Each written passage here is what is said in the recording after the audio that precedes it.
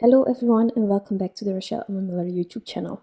Today I'm featuring an older digital stamp. This one is called Safari Friends Wild Side and I just love this cute elephant and then a tiny mouse on her or his head. I'm going to create a really simple card today. It will be all Copic coloring, also a tiny bit on the background, but you will see this card is not a complete coloring.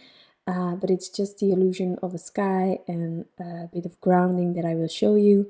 It's really simple to do if Copic coloring in the background is daunting. I find it personally still very daunting, so I don't do it all the time. And whenever I do some Copic coloring in the background, I'm always trying to find ways to keep it limited, to not have to cover a complete panel because I'm not really confident of doing so. So today's card will be like that, and I hope to inspire you. I hope to encourage you to also maybe start tackling that background a tiny bit with Copics, not completely, step by step, and just see whether you like it or not. So the coloring today is really simple. I am just using a few combinations. You can find them in the description box. And for the elephant, I wanted to do a brown elephant. Now, since there are many possibilities of brown combinations, I decided to take out the chart that I made so far with all of my brown combinations that I really love using and just deciding which one was going to work best for this specific card. I didn't want to go too dark with the browns, so I ended up using this combination, which is E57, E33, E53 and E51. Now, in case you're wondering about the color chart, this one is available. This one is free by Rochelle Emma Miller. You can find them on her website and you can print them for whatever colors you need.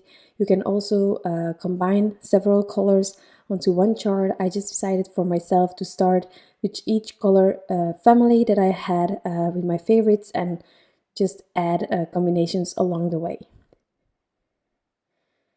So I'm coloring here as I'm always doing. You probably know I prefer coloring from darkest marker towards my lightest. This is one of many ways of coloring with Copic markers. If you prefer starting with a base coat of the lightest marker and building up from there, you do you. In the end, it's all about enjoying the process and of course liking the end result. You do just you. I think that's the most important thing. In the beginning, when I started Copic coloring, I tried it all. And I remember when I started my YouTube channel and some videos that I wanted to change it up every time to just show everyone what the possibilities were. But in the end, I struggled more with the other ways of coloring with Copics and I just I cannot pronounce it. So I just decided to go with, in the end, from darkest to lightest, and I just stuck with it. And just sticking with one of them also really helps you develop the coloring that way. And so I got more confident about Copic coloring, and I'm still learning. I'm still getting better at it. But just you do you, okay? So here the elephant is almost ready. For me personally, something that also helps is layers. Now, in case you add too many layers, some of the papers will not be able to handle it, and then you can get some bleeding where your marker is going outside of the image that you're coloring, not on purpose by you, but just because the paper is oversaturated. So depending on the paper you're using, you might be limited with the amount of layers. Now, personally, for me, I am quite happy after 2 layers. Sometimes if I have a bigger image, I need to go over the 3rd time or 4th time. You can also heat set your paper in between so that it can calm down and so that it's less saturated at the specific time that you add another layer again. So that are the options that you have as well to avoid the bleeding if you want to add many layers. And then of course the paper is really important depending on how you color, which markers you might choose, if you're a heavy ink user or not. The papers can really be a difference or make a difference. So if you have tons of issues with bleeding, then maybe it's just the paper that you're using that isn't working for you. The paper that I'm using is Translotype Perfect Coloring Paper. which I love. I colored in the beginning on Nina, which also worked for me, but I must admit that this one can handle way more than Nina, for example. So if you're coloring on Nina, you have bleeding issues, maybe you just need to change the paper. Um, there can be also an option. And I also know that in Europe it's not always easy to get your hands on Nina. So that's also one of the reasons that I had to change, and I asked around, so definitely ask around at some card makers that you love, which papers they are using if you're struggling with finding your perfect kind of paper. So here for the background, as I said, we're just going to touch the background. We are not going to do a complete one. Something that I love doing is going from the image outwards towards the edges of my panel and just flicking with several markers. In this case, I just love the colors of G00, G000, and the G0000. You know, it's fresh, it's bright, it's a bit like Cracked Pistachio Distress ink, which is my favorite distress ink, definitely for skies.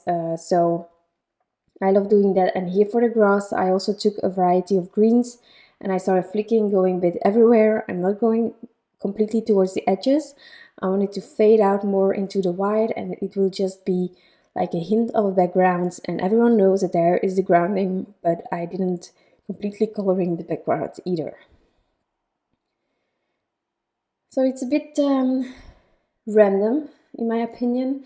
I'm trying to have several shades here and there and just go over it until I'm happy. But at a certain point you need to stop, you know. So once I am done with my lightest color, I just let it fade out into that lighter area and then into the white area. That will be my background. And then the only thing left to do is the butterfly on top that I forgot to color.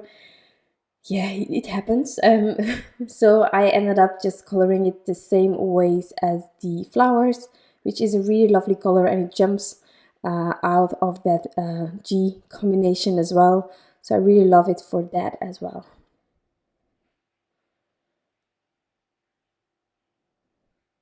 So once that is done, as I already die cut my panel into an A2 sized panel with the A2 layers die from Waffle Flowers, I can just add it to my card base and then finish it up with a bit of stickles here on top of the butterfly. You can add more, of course. You can also add some embellishments if you want to, but I decided to keep it as is. I love this scene. It's just perfect the way it is.